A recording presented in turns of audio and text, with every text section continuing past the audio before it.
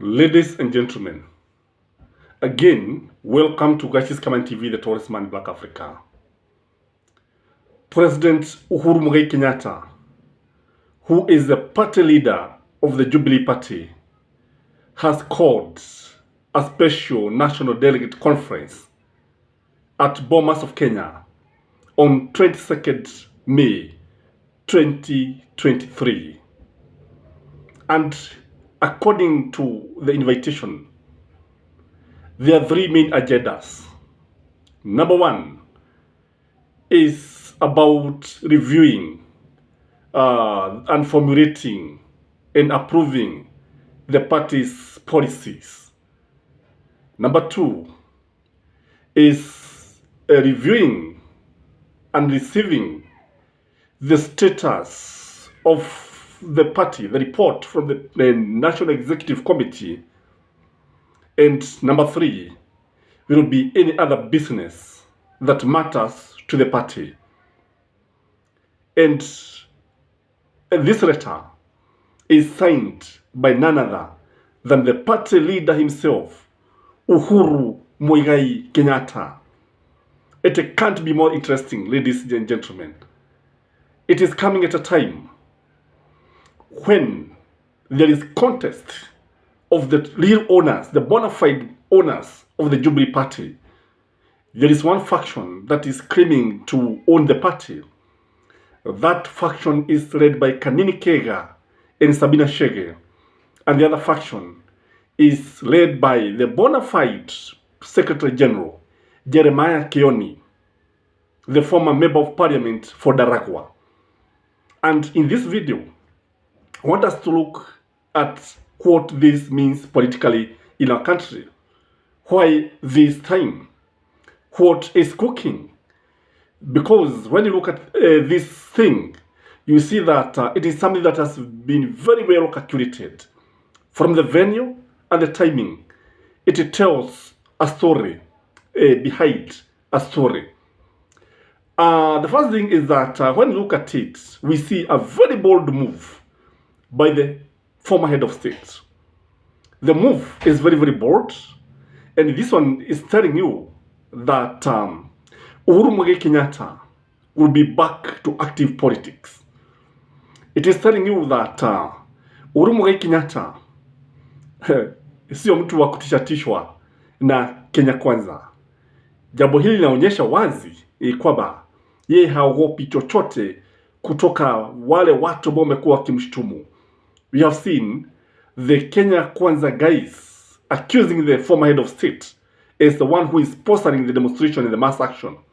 Ni kana kwamba Raila Amolo Odinga na watu wake na Kalonzo Musyoka, ni kana kwamba wao hana pesa, ni kana kwamba wao ni maskini, ni kana kwamba wao ni wasakatoge.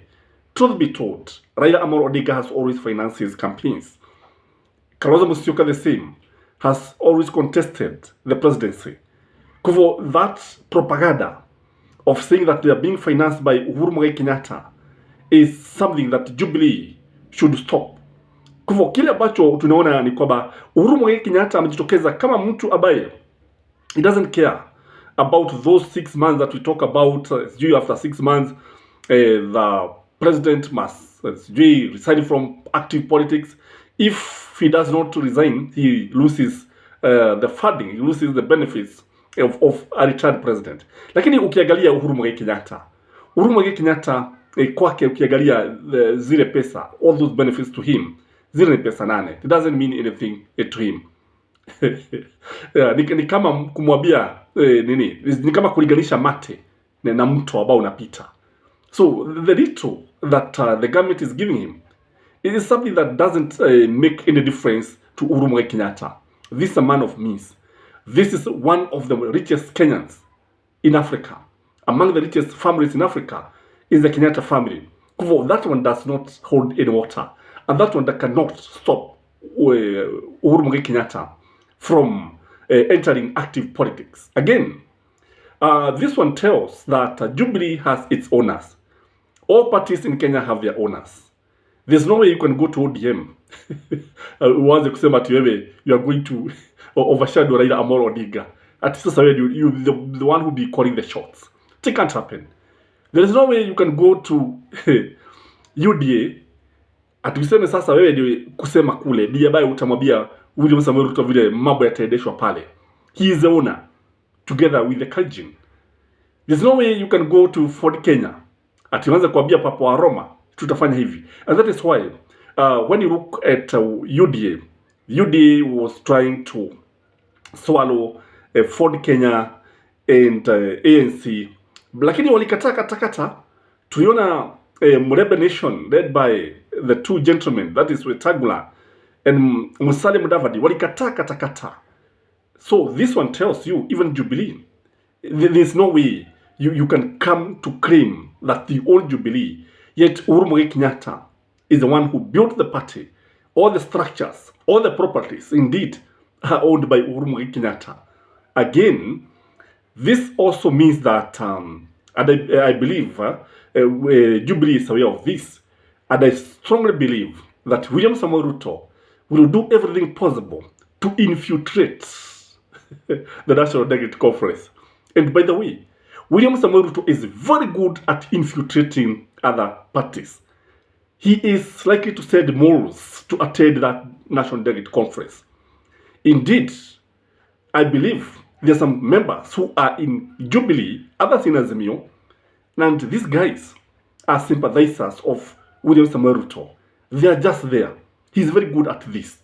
So akiingia pale, unajua kunaweza kutokea mambo mengi, wanaweza kuingia pale aseme kwamba yale mambo yanazungumzwa pale labda wakatae kabisa, and they can even reject the agenda if he manages to plant many people wengi, akifaulu kutuma wafuasi wengi waingie katika kile chama, ule mkutano, na kwambia it is something that can trigger even serious rebellion in Jubilee itself.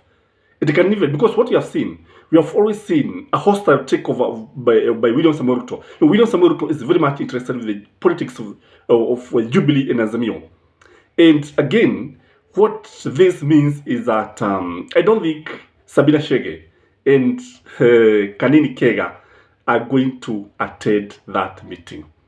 I believe that National Delegate Conference will kick out the two leaders. And the two leaders should be very much worried because they are in parliament, courtesy of the Jubilee. Remember, Sabina Chege was nominated. In fact, she was the first. She was number one to be nominated in Jubilee. And remember also, Kanini Kega was nominated courtesy of Jubilee. So these people should be very much worried.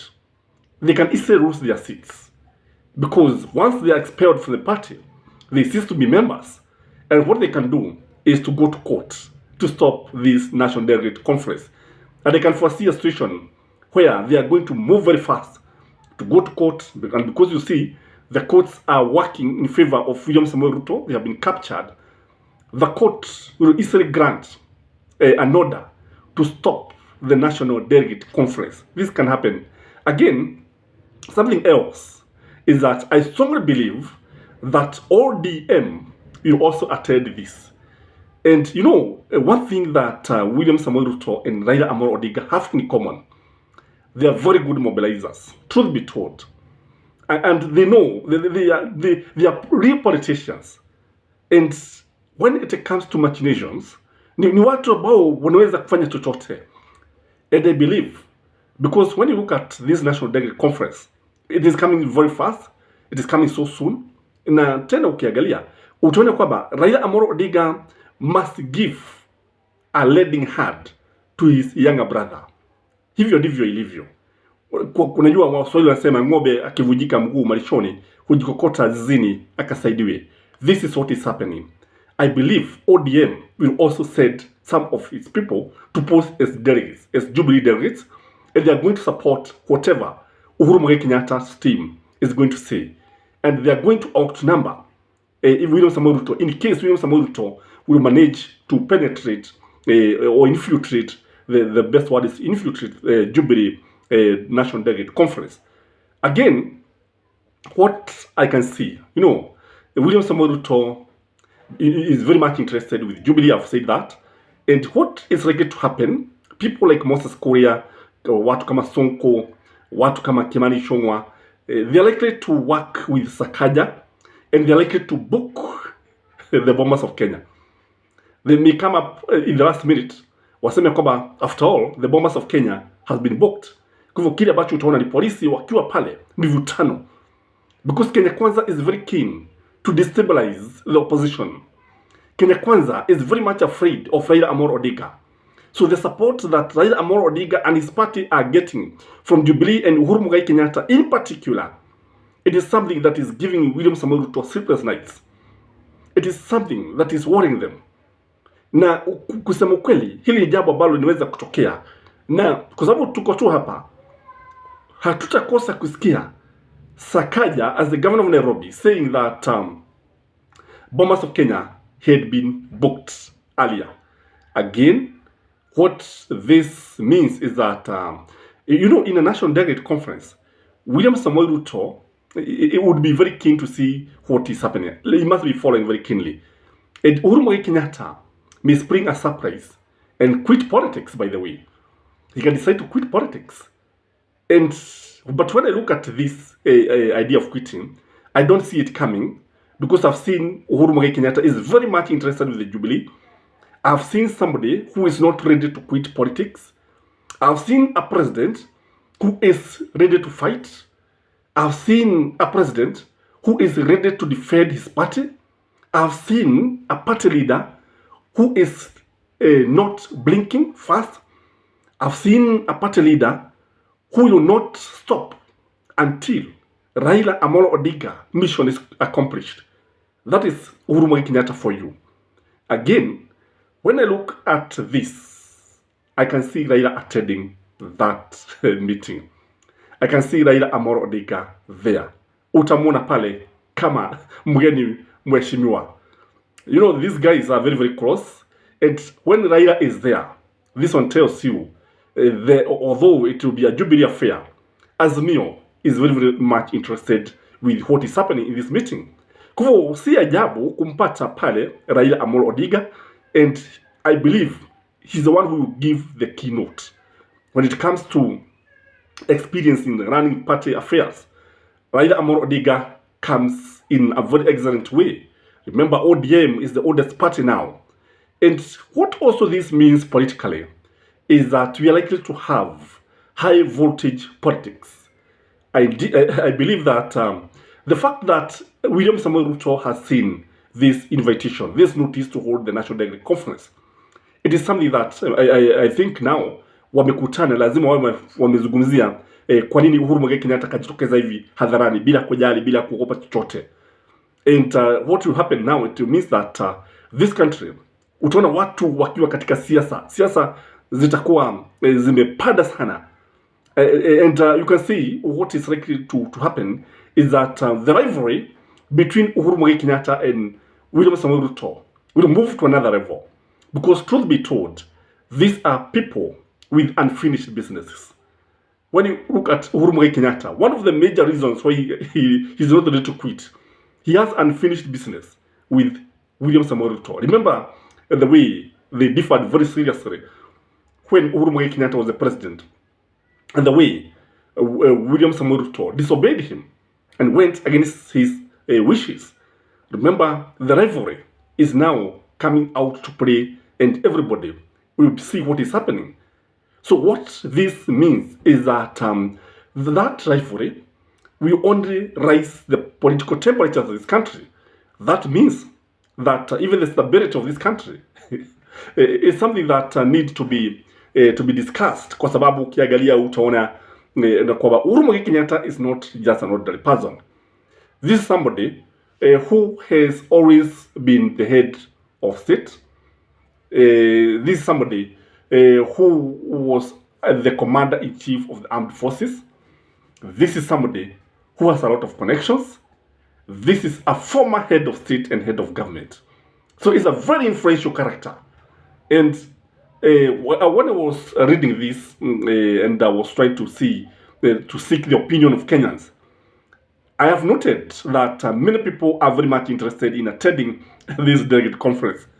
They want to go there, and they want to give Uhuru Muigai Kenyatta a hand to lean on, a shoulder to lean on, kwa sababu kulingana vile ambavyo mambo yanaendelea pale, ni wazi kwamba William Samoei Ruto amekuwa akijitolea kusabaratisha chama cha Jubilee. Na sababu ya kufanya hivi, anafanya hivi ilmradi kuhakikisha kwamba Uhuru Muigai Kenyatta does not succeed, and when he doesn't succeed, he believes that he's going to tame Raila Amolo Odinga. I don't know what you think, but if you ask me, the special National Delegate Conference is something to watch. I don't know where it will be during that time, but let's keep an eye to see what the future holds for this country. Remember to like this video. Huyu ni wenu Gashis kama in the Tourism Man Black Africa. Bye bye.